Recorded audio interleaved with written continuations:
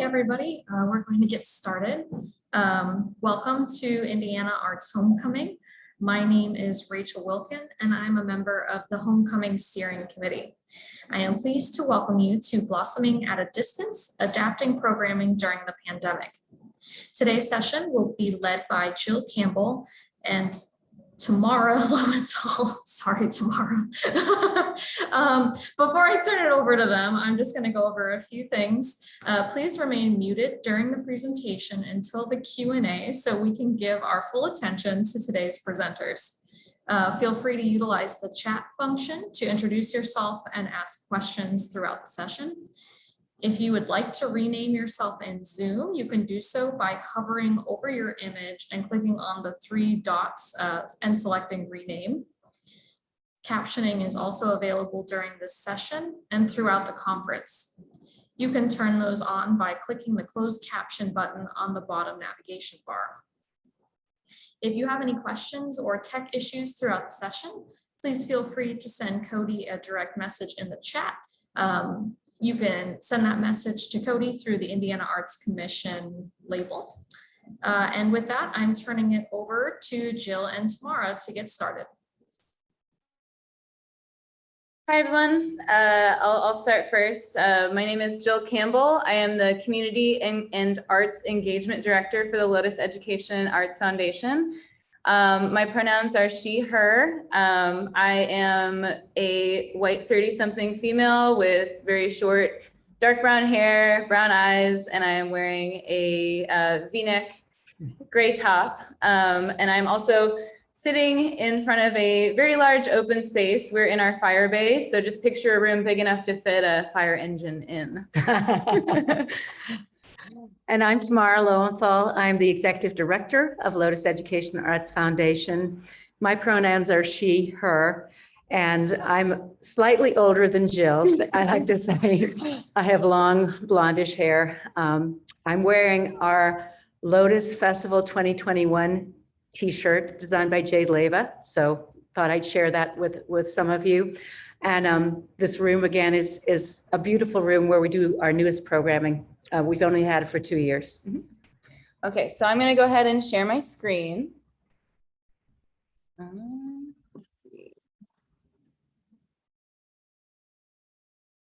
you guys see that? We good? We won't know because we can't hear. Well, hold on. Let's see. Oh no.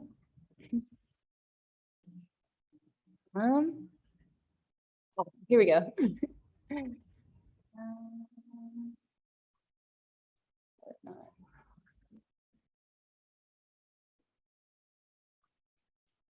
Okay, let's see. Can you guys see the slides? I'm not great at sharing. See it. Okay, perfect. Let me just put this in presenter mode. Okay, here we go. And Tamara's going to start us off. Do you want to, okay, I guess we'll repeat the title of our presentation. And I do want to thank Jill for putting the presentation together. For her, I think it was also a great opportunity to learn more about what we do year round, because Jill has only been with the organization since May of this year. So, and she's doing a great job, but this gave her a chance to kind of look at what we do. So this session is called Blossoming at a Distance, Adapting Programming During the Pandemic. So I want to tell folks who don't know that much about Lotus a little bit about what we do. So we are a nonprofit arts organization located in Bloomington, Indiana. Our mission is to create opportunities to experience, celebrate, and explore the diversity of the world's cultures through music and the arts. We are best known for our annual Lotus World Music and Arts Festival, which we just completed 2 weeks ago. It was the end of September. Brings about, I don't know, in a normal year, 10,000 people to downtown. This year was somewhat reduced, but we were really grateful to be able to do something live. And then our largest educational outreach program of the year is our Lotus Blossoms and World Bazaar. So that's really what some of this will be focused on. So the Lotus Blossoms is basically a 4-week intensive series of workshops, performances in schools, classroom visits, performances at retirement homes and community centers. So we try to go all over South Central Indiana. We might start by saying we connect K through 12 schools there, but we have really enlarged that mission in the last few years to go beyond schools, because education is not only for people of school age, it's for all of us. So we do think of it as educationally focused, but it is for more than just K through 12. It happens generally from mid-March to mid-April each year. We in Bloomington are a spring break, which coordinates with Indiana University. We do that approximately, so that's maybe mid-March. We start after that and go through mid-April. So it's intensive. We bring 5 to 7 artists in, and those artists will go all over the place within our 7-county area. Here it says we've reached over 150,000 students and counting, and I'll definitely say in counting. I would think we're up to 180,000 right now. One of the big focuses for the Lotus Blossoms 4-week series is having a World Bazaar, which generally comes in the middle of that 4-week period. We gather presenters and artists, and we have them at a school in Monroe County, which is where Bloomington is located. The Friday each of the weekend is dedicated to bringing 4th graders in from Monroe County so they can experience all the different presentations. And then the Saturday is open to families and individuals in our county and throughout South Central Indiana. So this year, not just this year, but last year, we know that the pandemic closed things down really abruptly in mid-March. We already at that time had, I think, 5 artists scheduled to come to Bloomington, and immediately all of that was taken away. And in 2020, what we tried to do was do some live streams with artists. But really for this year, when we also were closed in the spring, our questions to ourselves were, how do we adapt a program that's based on bringing those artists to classrooms, to Bloomington, to Monroe County, when the artists can't travel and when the schools are closed to outside visitors, right? Big challenge. Then we also asked ourselves, how can we provide some level of in-depth arts education to teachers, because they're already really stressed out by suddenly having to adapt to this hybrid teaching model, sometimes teaching online, sometimes having some children in your classroom and some children online. So just complicated logistics. And then how can we create safe programming that is still accessible? Because of course, by spring of this year, we were also going, well, people are doing some things, but they're masked and they're keeping the 6 feet distance. We had to take all those things into consideration. And then we also ask ourselves, we're a small organization, 4 full-time staff, a couple of part-time staff. What is our best strategy? What strategy do we have that we can actually execute programming for a nonprofit of our size? So I think that was a major thing we had to kind of figure out. So I'm going to give this part to Jill. Okay, so these are kind of just things that we want you to think about during our talk when I go into depth more about what we're going to be discussing. How would you approach arts outreach during the pandemic? We're going to touch on these at the end, but this is just sort of like a jumping off point for you to be thinking about while I'm talking. Sorry, there's a fly. And how would you start with your planning process, and what resources would your organization have access to, or what would you use? Like what in your community, like what connections does your organization have that would benefit you in a situation like this? So again, what we need to do this spring is, we actually started this, I think, in January, when we realized schools are kind of open now, because last fall they were closed a lot, or everyone was doing a different thing with their children. We needed to know what teachers wanted. And so we sent a Lotus Blossoms survey out to teachers in the community to figure out what would actually be helpful to you. Do you want us to program live things? Do you want us we know we can't bring people in. What kind of activities are helpful to you and don't put too much of a burden on you? So that was really a major part of what we were considering. what we got in terms of feedback was anything that's already produced. That is really useful to us. So we realized we could create some video concerts with the artists who couldn't come in person, just present the music that these artists would have brought in person. So that was one option. Another was that we had some artists whose specialty is really doing workshops. Could we have them do some workshops and provide them to schools who are interested? Because then a classroom teacher could use that in their class. We also had some artists who could come in, who could zoom in personally to particular schools or particularly audiences. And those are mostly local artists that we could work with to say, hey, we'll be the intermediary, we'll set you up kind of like we're doing here today. And you can perform, and then we can moderate questions and answers from students at the school. So these are smaller, not large group activities, small group activities where we could connect with a teacher in a classroom. And then also creating a written lesson plan so that a teacher or administrator could say, what do we know about the artist beforehand? How can we learn something about their culture? How can we prepare our students with good questions, things to look for in the music, things to ask the artists about? So what can we give them in terms of a lesson plan, but also what kind of follow-up activities might we provide or have them think about so that after a workshop or performance, the students can take it a step further.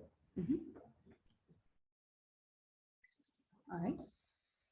Would that be me or you? No, that's okay. So what we ended up doing for the virtual part was we had all these streaming options that I just mentioned, like you can actually get an artist to come to your classroom and we'll connect you. We'll have these pre-recorded performances that we can avail you of.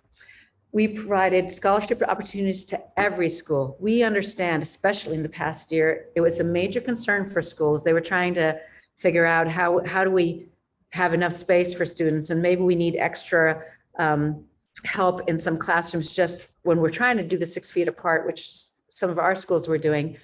We need to use a gym or we need to use a cafeteria to put more students in there. How do we actually present programs to students in that way? So we wanted to make sure that the cost of any activity was not an exclusionary factor. So we just committed to that. We had downloadable lesson plans. They were available on the website. We also could print them out to educators that need them so that those students' experiences could be enhanced.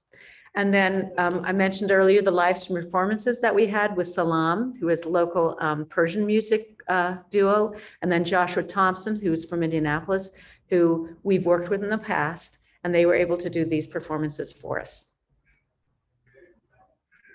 Okay, and to go into a little more depth on what these online lesson plans entailed, they're available on our website, lotusfest.org. They featured either full approximately 40-minute performances or split 20-minute performances by 4 featured artists. These also came with materials like PDF lesson plans that could be used as supplemental educational material that, talked about the artist's life, the country, the culture that they represent, the music that they represent. And the 4 artists we were able to get, Vox, this is from left to right, Vox Sambu. His music focuses on traditional rhythms of Haiti mixed with Afrobeat, jazz, reggae, and hip hop. Second, we had Yungchin Lamo. She does traditional Buddhist chants mixed with her own unique compositions. We also have Violet Duncan, who is a member of the Kahiwan Cree Nation and Taino. She is a traditional Native American hoop dancer and powwow performer. She was actually featured, I believe, in a Nelly Furtado music video, which is pretty cool. On top of that, we had Alida Almeida. She combines her life experiences in Cape Verde with rhythms of Batuk, Caladera, and Tambanca. Each performance had sort of like, it was like basically sitting in on a recorded performance by the artist, and then they would they would not only would you get a description of their life in the written materials, but they would also, part of it would be them kind of explaining, what their inspirations were and talking about what inspired them to perform their cultural music and stuff like that. So these were available through YouTube to teachers and free through the website, which was a good way to give arts education to teachers who otherwise weren't able to provide any for their students. So the Blossom packets were a big deal and a big part of being able to reach kids and families in parts of rural Indiana where they would not be able to access any of the internet features of Lotus Blossoms. Lotus before this had never distributed materials for Lotus Blossoms before, so that was a big deal. We were able to do so by collaborating with longtime artist partners in the community and several schools through Indiana University. We are fortunate to be a stone's throw away from a very culturally diverse university as far as their programming. We worked with, School of Education, Hamilton Luger School of Global and International Studies, and departments within the College of Arts and Sciences as well. To name a few, I go into more depth of who exactly they are later on.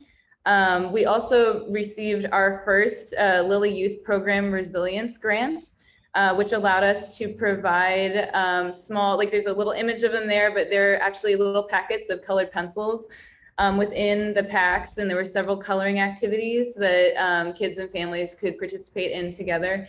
And that was for kids that might not have access to art materials in their home. So kind of a way of helping reach people who would not otherwise be able to access the online components of this.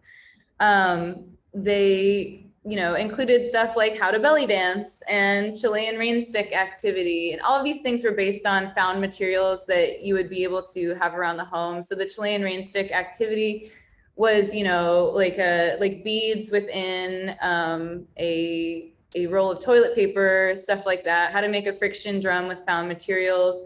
The Coast of Ceramics activity was a coloring activity. And then one of our very close friends, the Holidays, they helped us with the Lotus Blossoms bag book, which was actually a small paper bag that you could use to store all the activities that you did within your packet.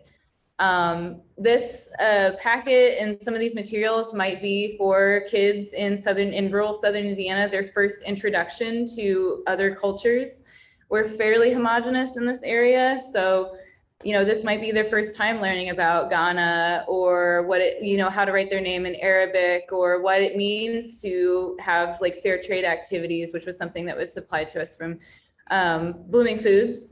And it was just a very, fiber artisans of Brown County participated, lots of arts partners. So Lotus had to work with these artists to create a 40-page activity book where they basically took something that they normally do in person, rethink it to be distributed in a physical paper instructive form to be accessible for people.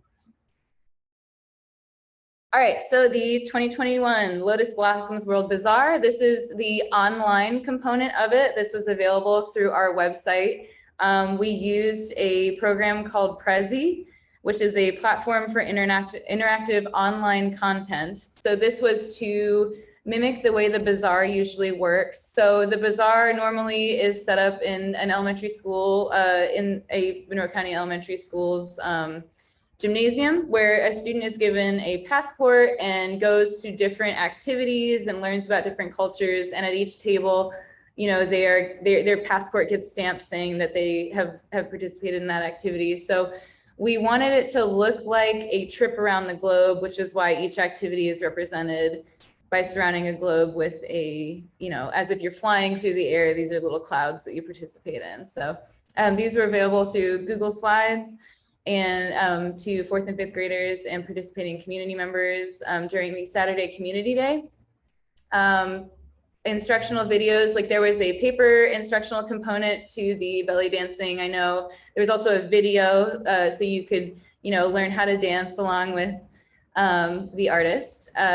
These were, like I said, it's the digital version of the paper packet. And we also distributed these to not only students, but to people and in the community after the Bazaar. So how did we do? This is more of like the numbers section of the reporting on Blossoms. So 16 artists from 6 bands were hired to perform either live stream concerts or the virtual. The live stream concerts, a couple of schools participated with Salam, and then I know that Joshua Thompson performed for an area nursing home. Which is, I'm not sure, we wanted to make sure that everybody had access to these things. And to me, that's important because a lot of times when you think of arts education, you think of arts education for children, but I'm a big believer in, never stop learning. I mean, my 68-year-old dad just started taking ballroom dancing lessons. So it kind of runs in the family, I guess. So 21 K through 12 schools in Monroe, Brown, and Lawrence counties receive video content or live stream performances. We also, like I said, outside of just working with the schools, we partnered with 18 community partner organizations, and they either got virtual content or received packets. I'm going to take a phrase from Kalita Jones's introduction this morning and say that a lot of these were members of the community with untapped potential. I like that phrasing. So we 1,680 packets were distributed to schools. We distributed 2,500 of the 2,600 packets that we made, and those were distributed at the World Bazaar. So the packets have actually inspired a lot of what we have done beyond Blossoms. This really heavily heavily influenced our 2021 summer outreach. We paired up with Banneker Center and Boys and Girls Club for their summer camps. Activities from the packets were highlighted with sessions that we did with those summer camp kids during June and July up through August. We also have taken a few of these ideas to First Thursdays, which is hosted by the IU Arts and Humanities Council. A good outcome of this, which I was really excited about, a resident of one of the local retirement communities, Marlon Rust, mailed us instructions on how to make our own origami cicadas, because he thought those should be included somewhat because of the Brood X that was present during this summer. So he actually created, inspired by this packet, he created his own instructions on how to create origami cicadas. So we've been highlighting his work throughout our activities this summer. The good thing about having to pivot from our normal Blossoms and Bazaar programming is that it also helped us reach organizations and collaborate with organizations in Bloomington that we don't normally collaborate with, and such as Boys and Girls Club and Banneker Center. And like I said, that led to us then hosting several of their summer camp sessions at our Fire Bay, where we are right now. We also distributed some of the packets during our 4th Street Festival of the Arts and Crafts. We usually have an activity table at 4th Street, but this year they were, because of the pandemic, they were more interested in activities that would be safe, that wouldn't require a lot of in-person interaction. So we did a smaller variation of the packet, and we were able to distribute those with new activities, things that haven't been done before, so that people would be able to take those home and work together with their families. This is also Marlon Rust's activity was actually hosted. We had it at both of our free events during the 28th annual Lotus World Music and Arts Festival that Tamara talked about that we had in September. It was at our Lotus in the Park Arts Pavilion and also at the Arts Village. We also had other activities that were inspired by these packets as well. So this is a list of our supporters for Lotus Blossoms, several longtime collaborators that we've worked with from Indiana University, like I said. Also Beth Ellis, grantors from the BUEA, the Lilly Endowment, which I talked about, Raymond Foundation, and the IAC, to name a few. Yeah, it was just a very good opportunity for us to explore and to collaborate once again with longtime sponsors and grantors, and to get people excited about how we could continue to have arts education in a time when those in-person interactions were, I mean, impossible. So this is the part where we ask you guys, like, what do you think? Like during this presentation, sorry, got a police car going by. So what ideas do you think we could explore to make this even greater than last year? Feel free to either chime in with an idea or mention it in the chat. You could also reach out to me afterwards, or Tamara after our presentation. We have the next page will have our emails listed on it. We're pretty easy to reach, but so ideas like what do you think we could explore to make this even greater? And because there is a possibility of a reduced or at least hybrid version of Blossoms happening again this year. We are working to create another survey to send out to just ask schools what the possibility is of having field trips or doing something like having artists visit. Something that we explored during the festival this year was bringing international performers who are touring domestically. So that's a possibility for us to do as well for Blossoms. Also, if there were activities or cultures that you would like to see represented that we didn't talk about, just helping us brainstorm for future Blossoms activities would be great. And we do, like, for the physical aspect of it, we would want to focus on found object activities to make it more accessible for kids to participate at their own home. Any ideas, like, from other people out in Southern Indiana or the surrounding states? Like, do you have any ideas of possibly who we could partner with to help create more COVID-safe arts educational content?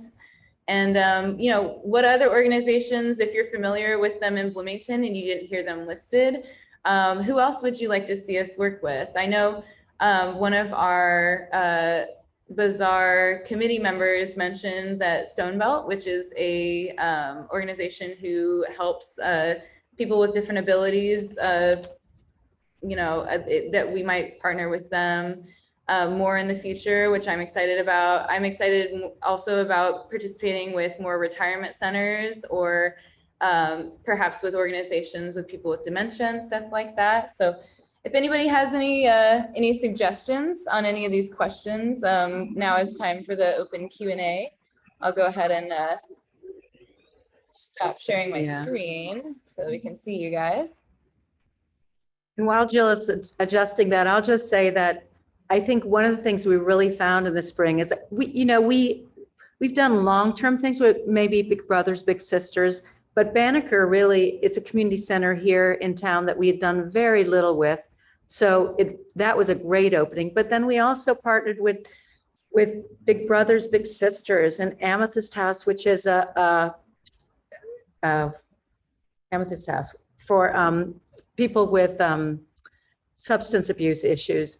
Just places where we can find people for whom the arts make a real difference. Who are those people? All of us. Mm-hmm. All of us are those people. And so finding connectors, those packets allowed us to get into places where their constituents never came to the festival, or they may never have seen the live performance. But having something they could access online or having a packet that we could bring to them, it really broadened our reach. Okay, so let's see. Maya Michelson says, this isn't a collaboration idea, but a question for you both.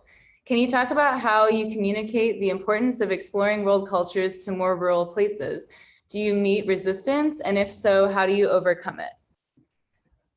I want to speak maybe just to one part of that, because sometimes it's not so much that we meet resistance, but we just don't get a response.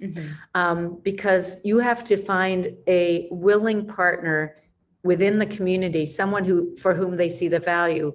But I can speak to our experience with Paoli, which is pretty recent. We just began in 2019, and then of course the pandemic. But we started working with a group called Black Vulture Project in Paoli, and they really want to see more international experiences, more world culture exposures to Orange County. And so they really helped us get a foothold there. And I think, and this is also something we've experienced with Center for Rural Engagement at Indiana University, the idea that if you can find a willing partner in the community, to have that willing partner set up a meeting with people in the community, business owners or church leaders, community leaders, and actually before you try to bring programming there, sit down with some of those community leaders to see if they understand what you do, if they're interested in something for their community. We've heard, I think it's Huntingsburg in Southern Indiana, has a really large Latino population, and we bring a lot of Latino artists in. So we just began that conversation before everything closed up to see if we could bring a Latino artist to Huntingsburg. But that is an example. I think it's a good question, Maya, of how you begin a conversation. Finding a partner is important, but then how to bring others in. I think our old model, I'll say this because I've been around Lotus for a while, our old model was sometimes, here, we've got a great artist, let's bring him to you. And I think a model that's been emerging the last couple of years is, how can we partner with you? What would you like to see? Okay, and then Maya has a follow-up. Have you tailored programming to needs and interests of more remote places? I think distributing the packets was a way for us to sort of combat people's inability to access the internet. I think also having streaming in the classroom for students who, because there a lot of times when they shut down schools for the pandemic, a lot of times there were students who still had to physically come in because of their inability to access internet from home. So there was almost like a hybrid, the teacher would be teaching online and then also teaching the students in the classroom. So the packets in a way address those needs. There were physical, interactive elements to it that they could participate with. And then also in the classroom, they were able to access streaming opportunities as well with their teachers. So that was a way for us to combat it. Besides that, like what do you think? I mean, I think this comes back. We did notice that during the pandemic, there was a definite drop in participation, even for what we did in the spring this year, because schools just didn't have the wherewithal. But I think this is part of our idea of moving beyond schools.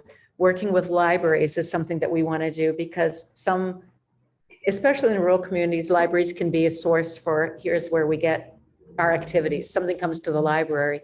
And so doing more of that, where teachers right now may not have the bandwidth to create more programming, or even to bring in already created programming. So it's just something we keep feeling our way with. But again, we're always open to ideas. All right, so Amanda, who I'm pretty sure is our operations and visual arts person upstairs. She wants to know, so Bloomington Open Studio Tours is a wonderful resource of artists. Is there any possibility of partnering with the artists in that network or the IU Center for Rural Engagement? And of course, we have met with the IU Center for Rural Engagement a couple of times, both to meet with Carrie Thompson, who runs it, but also to attend a workshop in placemaking, in going to a place to bring your activity. And I think there's always those opportunities. There's always those opportunities, yeah. Mm-hmm. And then a lot of the long time artists that we work with through Blossoms in the community are participants of the Open Studio Tours. So in a way we do, maybe not through that official channel, but in a way we do interact with that already. So Maya says, let's pivot a bit. Give us a basic primer on planning and putting together a performing arts festival. How could a community get started in that? So that might be, the getting started part might be for tomorrow. I was going to say, how would you get started? I think what we know for Bloomington is that you probably need a committee of committed individuals, people who want to see that music and it, you know, whatever the themes are, whether it's jazz or world music or classical, a committee of committed individuals. You also need someone who has a particular experience, either with booking or just being in the artist world, because I think knowing what your aesthetic is going to be crucial to making something happen. You need to have an aesthetic. Sorry, we're having a lot of road action here. It's what keeps us entertained at Lotus. And so I can tell you about the early Lotus days as an example, is that we had a visionary, that was Lee Williams.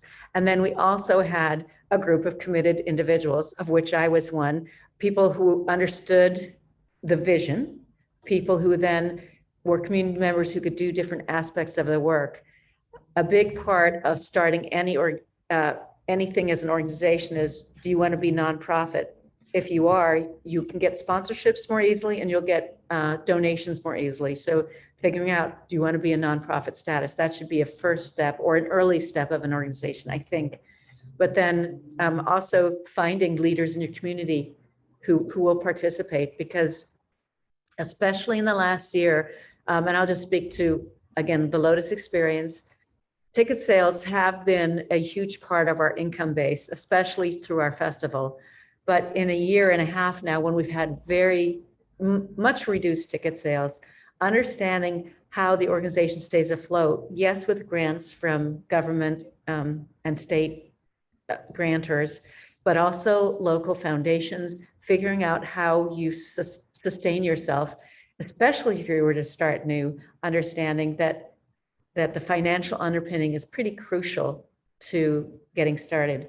But I guess I'm just kind of thinking, having someone with an aesthetic whose vision you trust, and then collaborating as individuals and reaching out to other leaders in the community to say, here is our vision. How can you participate? You know, whether it's supplying us with something or you have an idea for an artist or all the different things. One thing we have discovered is putting together an event by committee in terms of the artistic vision. That's hard. I think you need a more specialized artistic vision to put an event together. Mm-hmm. And it also helps to have a lot of buy-in from the city where you're hosting your event. Mm-hmm. Especially the city officials in charge of like street closures and things like that. So just to help you with the logistics sides of things, knowing people in your town's parks and recreation department is very helpful. Especially like this year we had Lotus in the Park in Switchyard Park, which is a new park in Bloomington. Meeting and working with the people that run that facility was very crucial in making that event happen. They were able to provide like maps and things, in kind of insider information on what they thought would and would not work.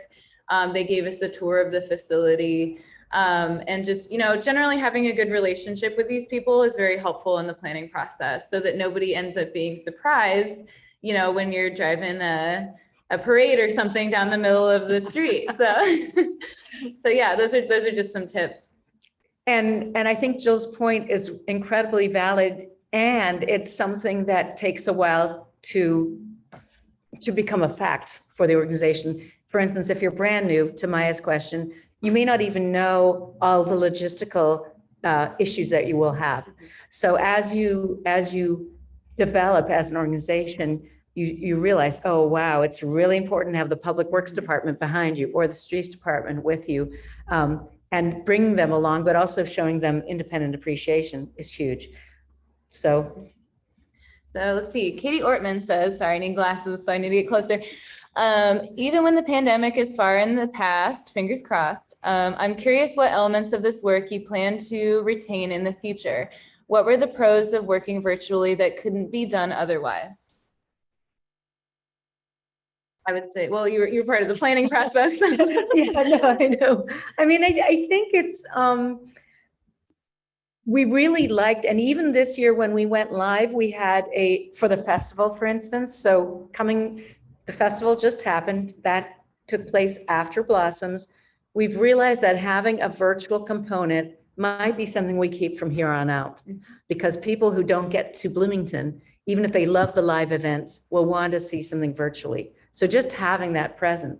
But again, as you said with the packets, having activities that you can hand out that are attached to particular artist or artists and saying, here, you may not be able to come to the festival because maybe your parents can't drive you in, or whatever those are, getting packets to, and I keep saying constituents because it's not just schools, it really is the broader community and it's individuals. You don't have to be in a family to appreciate how to make a rain stick. There's so many things that we do that are just fun to do for any age. And for instance, we're doing a lantern project now. We made videos last fall for that lantern. How do you put this lantern together? And there's more than one kind of lantern. How do you do that? So I think we will keep the whole video virtual aspect, and I think we'll continue to make printouts, especially as we get new artists and get new activities that we can put onto paper, because it's so valuable. And we've heard that.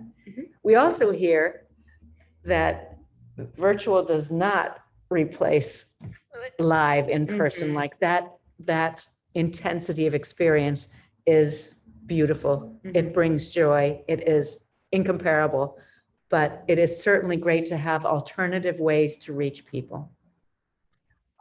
And let's see, sort of piggybacking on that. So Maya Michelson says, I know you did a blended music festival with some live and some pre-recorded content. I think you'll keep some components of both in the future. Did pre-recorded / virtual content expand your reach? Yeah, I think it did. I think it allowed people who, it was definitely a component of the festival that allowed people who otherwise were not comfortable going into the Buskirk Chumley Theater or the 4th Street tent or the 6th Street tent, even though everybody was supposed to be, vaccinated, tested, and masked. There were still people that might have, immunocompromised issues or things like that that made them feel unsafe to participate in person at this point. So I believe in that way it helped, especially with accessibility in that sense. And then it also helped people who might not have felt comfortable still have access to live stream and pre-recorded performances that they could enjoy in the safety of their own home. And just to add to what Jill said, last year when the entire festival was virtual, the numbers we got for viewing were through the roof. We put in quotes because what's attendance when you're seeing it virtually? We had the biggest numbers ever for number of tune-ins. Like I think 3 minutes was our minimum. I can't remember how we decide if someone's tuning in, but I think it was 20,000. It was huge over the course of 4 days. And that is in a festival report that we have, but we've never hit those numbers in terms of being able to count anything in person. But that also means, yes, some people were coming back, so you can't say they're all unique visits. Nobody ever went twice, but there's still, you get a sense of how much content was absorbed through those numbers from last year's festival. So yes. All right, let's see. We have another question. Maya's very curious. Are there plans to extend Lotus Blossoms to other groups such as the aging community? So yeah, we did interact quite a bit with several local retirement centers with Blossoms. They received packets.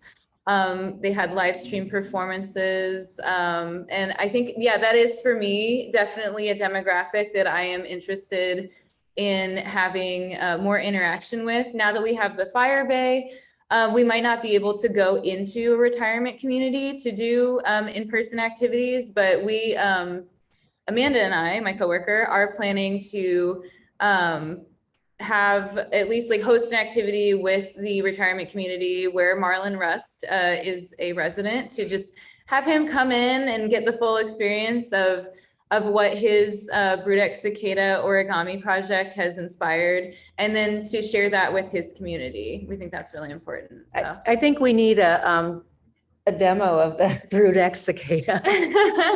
Yeah, they're pretty fun. Yeah, it also led us to, any of the people that were on committees for the festival. It also led us to, individually like making gifts for people that were based on the cicada activities. So it's had a lot of reach.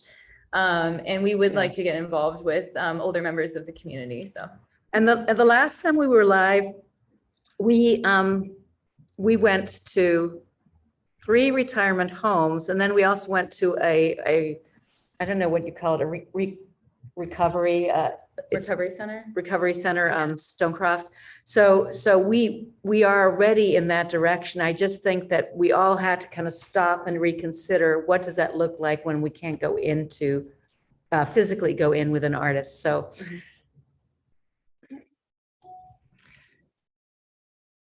Ooh, any other comments? Hey guys, it's Maya. Can you hear me? Yes. Okay. I'm just gonna quit typing because my fingers are tired now, and I'm just gonna ask you a question just directly. Yes. Because this is something that we're talking about here at the Arts Commission a lot. I know, and this is a little off topic, but I know that you guys work with lots of different ethnic and cultural communities in putting the festival together, communities that are located because of the proximity to Indiana University, or just communities that exist in, either Bloomington or South Central Indiana, or the other places you serve. Can you talk a little bit about how you engage those communities as it relates to planning festival events, and again, how you come to them in an authentic way and engage their feedback and input related to whether it's music programming or cultural arts activities or anything. Just talk a little bit about how you work with, because I know there are a lot of different communities that come together to put a festival like Lotus together. Can you talk a little bit about that? Sure. Let me again take a couple from the last time we were live. We work with the Latino Commission here at City of Bloomington, and we brought in a band from El Paso a couple of years ago, mix of Mexican American and Mexican members who travel across from Juarez to El Paso to rehearse their music. And just from conversations we had with them as we were saying, oh, we'd love to have you here, we began the discussion of what's it like to be a Hispanic American living in a border town. And if you've ever been to El Paso, and I have, that you go on the interstate, like I-10 in any direction, or you leave the town and you have to go through these automatic stops. And whether you get pulled over and what you look like is huge. We happened to book that band in, May of 2019, but in that summer was the shooting in Walmart. And one of the band actually the lead of the band member, his dad was in the Walmart at the time of the shooting. And the experience that came from that and their ability to share. So we did 2 things with them. One is we have a Catholic church here in Bloomington that has, services in Spanish. And so they have a strong Spanish speaking population. And then we also did a workshop in town, collaborating with the FAR Center, because we really wanted to take the artists where the population is. I think that's part of what you were saying, Maya, is take them to St. Paul's Catholic Church, which is already a meeting place. So not just saying, you come to us, we're going to take the artist to you, but then also having a kind of in a larger venue downtown, having just a free workshop where they could talk about their music, talk about their influences, talk in Spanish and in English, heartwarming stuff, but also really the appreciation from our Latino community in response to that. Like you could see, it's like, thanks for bringing them to us. That's sometimes the first time people even know that Lotus is here. Lotus is doing anything. But I think also with our partners at the university, they very often tie in, whether it's the ethnomusicology department or some actual school. And Jill already has done some of that, so you can speak to that. Yeah, so at one point in the festival, we were exploring who we would bring in as our featured visual artist. Through one of my coworkers has a connection with Sarah Hatcher at the museum formerly known as Mathers. And her name is Sarah Hatcher.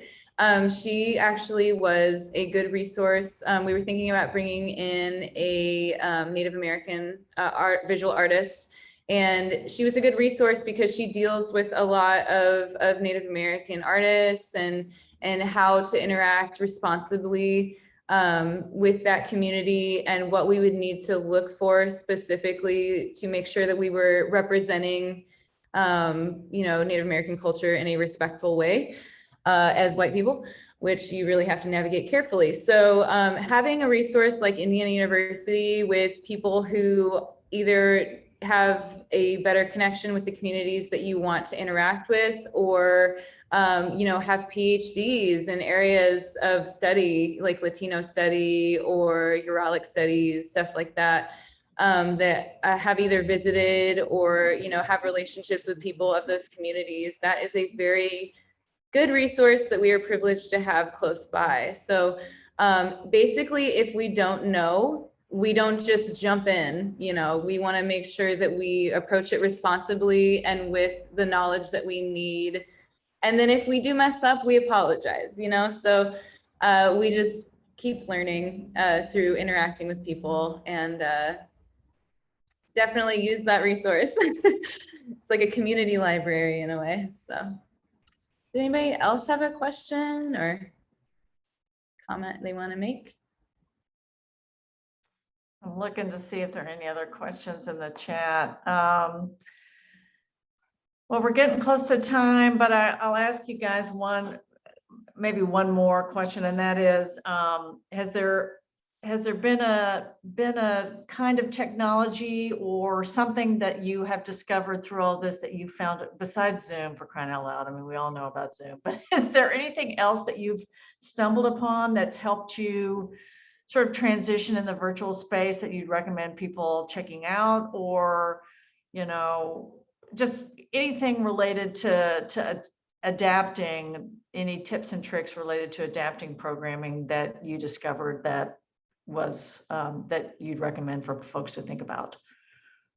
Well, I did kind of touch on it in the presentation, but Prezi, we were able to create a free account with them that allowed us to create the Blossoms like virtual bazaar packet that made it a little more interactive on our website, a little more dynamic for people to look at than just like a list of PDFs. Right. I would say if you want to just have like graphics and things that really pop. I don't know if you liked my presentation I shared, but Canva has been very, very helpful as far as helping create dynamic materials, either for workshops that we've done. I built like a map, a really easy map of Lotus in the Park for people in that program. It's just, there's a way that you can have a free account through it, but then I think we have like the plus, which is is like a little more exciting and has more features, And I think it's more accessible than InDesign. It's just easier to use, but as a presentation, it's definitely, I don't know, it's refreshing compared to PowerPoint, in my opinion. And so, yeah, we like Canva here at Lotus. Yeah, and then if you want to download something, you can download it into a PDF, which is like easily distributed. So we've just got a few minutes left, and I'm going to ask one more question. I'm kind of circle back to what I'd asked previously. I know we've got a couple of folks from Arts Midwest here in the session, and back to my question related to, what should you be thinking about, if you're interested in starting a music festival or hosting live performances in your community, if it's new, if that's a new thing for you or new for your organization. Can you talk for just a couple of minutes about some of the resources like Arts Midwest that are out there that help organizations like you as it relates to live performance? Just say a few words about that if you would. Sure. And I know Katie. Hi, Katie. Because Katie and I are part of a consortium where booking artists, and sometimes they are through Arts Midwest. If you can get someone who's doing a tour and you block book, it makes it affordable to your organization to hire an artist or hire a band. So to us, that's huge. And also collaborating on who's a good artist, who's filling, especially if you're looking to fill a particular niche and saying, oh, this artist is wonderful. So that's great. Some of us are also part of the North American Presenters.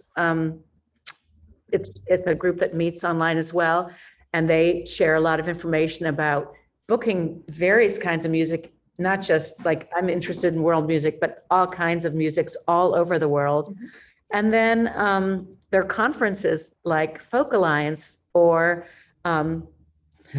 Indiana Arts Commission's conference. Just going to conferences live is, I was just saying how Zoom and virtual conferences are difficult for me. But going to live conferences, which will be happening, World Music Expo, which is happening in a couple of weeks in Porto. Wish I were there, but I'm not. Those kind of conferences really open your eyes to who's out there and also what kind of support there is, because there's always grant support. The IAC is a perfect example. We applied for an Arts Midwest grant, artist support grant as well. So those are, and the NEA, the National Endowment for the Arts, all of those organizations will help fund your ideas. Mm-hmm. Thanks, Tamara. That's right. I just dropped in the chat Arts Midwest link. They have several different grant programs for presenters, and in fact, there's a grant program for organizations and communities that are interested in presenting in the state of Indiana, and there's a pool of funds that are available to you to apply for those presenting funds. And Arts Midwest has other grant programs to support all sorts of presenting organizations. So if you're not familiar with them, you should check them out. And they are a great organization and a great partner to us, as well as to organizations like Lotus. So just a couple of more minutes left. Any other questions? Any other parting thoughts, Jill and Tamara, that you guys want to share with folks? Well, I just wanted to say thank you to Sarah Hatcher and also to our soon-to-be former marketing director, Kathleen Clark-Perez. They both really helped me with my research in regards to Blossoms and Bazaar, since, like I said, like I wasn't here, I didn't execute it. It happened right before I was hired at Lotus. So they were definitely good resources. I know Sarah's been on the Bazaar committee for years and years and years, and is just a very dear friend to Lotus. So, and Kathleen, if you can hear me, we're gonna miss you. We will miss Kathleen. Tomorrow's her last day, and Yeah. she has been so wonderful for our organization. She does live in Indianapolis, so if you're in Indy, you're going to see her. Mm-hmm. Yep. Maybe we'll grab her to do something up here with us at the Arts Commission. So so anyway, thanks everybody. Thanks Tamara and Jill. Thank you guys for your time, and thanks for sharing the inspiring way that Lotus has pivoted and continues to do exciting live performance for folks from all over the region. So thanks everybody, and remember this session is being recorded, and so you'll be able to access it and have resources. And I know that Lotus is always willing to share, so reach out to Jill or Tamara if you have questions about festivals, live music festivals, and pivoting programming in your community or for your organization. So okay, it's 4:30, so I'm going to send you guys back into the universe. Thanks so much for everything. Appreciate it. Thank you. Thank you. Bye.